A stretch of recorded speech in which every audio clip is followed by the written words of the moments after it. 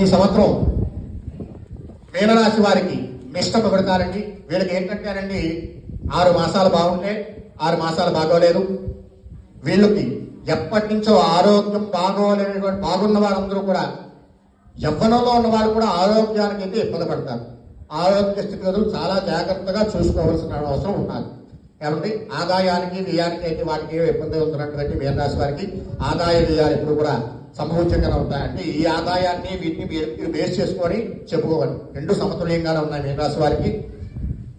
ఈ మీనరాశి వారు ఆ పరమేశ్వరుడి యొక్క ధ్యానము అలాగే అమ్మవారి యొక్క ధ్యానము కూడా ఎక్కువగా చేసుకోవాలి. వాళ్ళ తాలూకు మంత్రాలు వినడం వల్ల వాళ్ళ తాలూకా క్రతువుల వల్ల అంటే యజ్ఞయాగాది క్రతువులో రుద్రహవనం అలాగే రుద్ర పాశుపతం రుద్రాభిషేకం ఇలాంటివి చేసుకోవడం వల్ల మీకు మంచి ఫలితాలు అనేటువంటివి కలుగజేస్తాయండి.